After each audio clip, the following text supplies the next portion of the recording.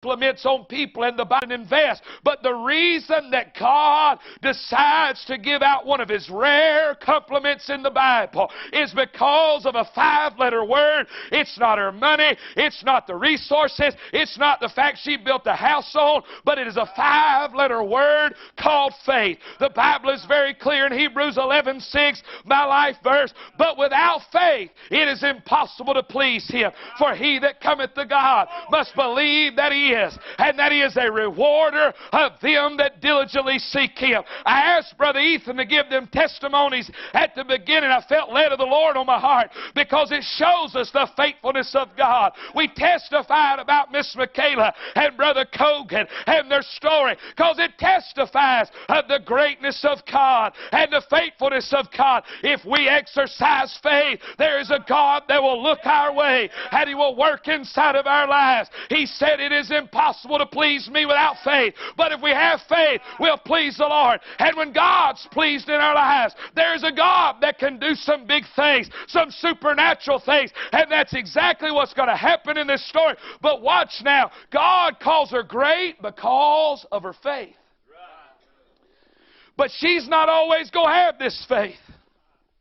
She has to go through the entire storm of losing this boy and regaining him. She doubts God. She questions God. We're fixing to see all of that. But I want you to put this in your heart before I ever preach this tonight. Because here's what the devil's going to tell some of you. Just don't even listen to that message. You don't have faith like that woman. You doubt God too much. God ain't going to use you. This message don't apply to you. You got fear. You got some scaredness in your life. You've got worry in your life. So you can't be like her. You're not good enough. He'll say 100,000 things. But watch this now. This woman doubts God. This woman questions the man of God in this story. This woman comes to the end of her rope and says, God, why have you failed me in so many words? But God said she's great in faith. You want to know why? Because God didn't see her for where she was at. He saw her for where she was going to go. Here's another way to put it tonight. God saw the potential on the inside of her, of not where she was at, but where He was going to take her.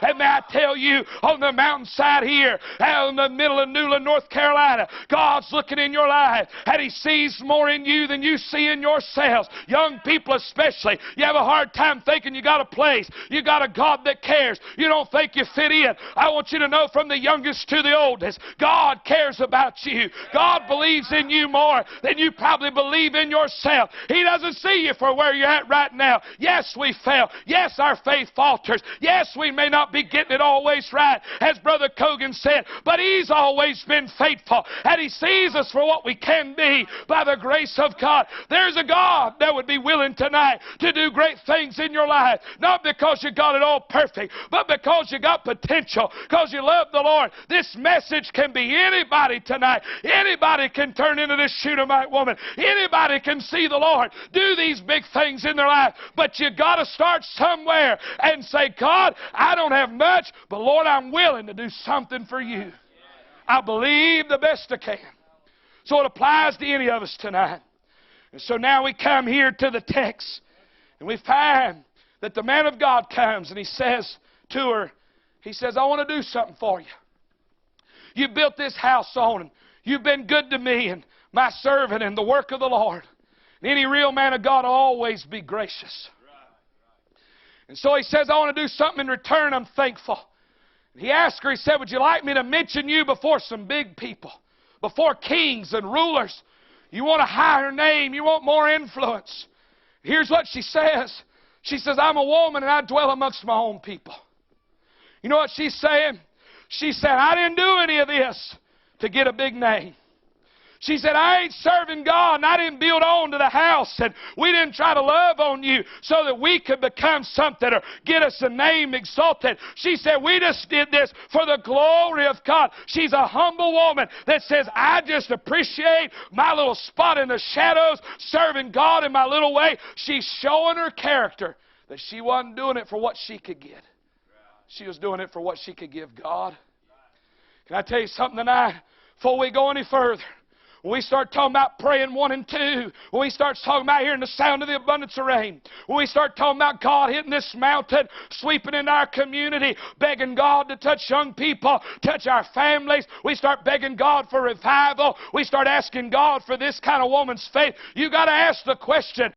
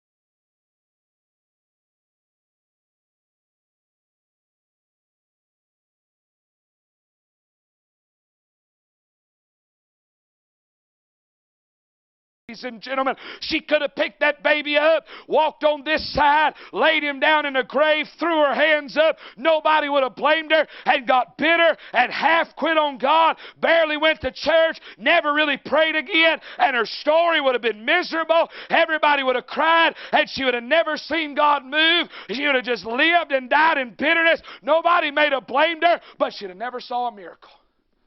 She could have just let it go.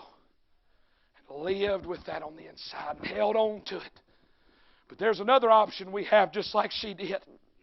She decides, like they sang earlier, Brother Leonard Fletcher's song that he wrote when his whole family was falling apart, and his one child was getting a divorce, and his other child was struggling, and the devil was winning against his family, and he was hemmed up in a snowstorm in a hotel, a dear friend of mine, and he didn't know what to do. And the Lord gave him them words, bring it all to Him.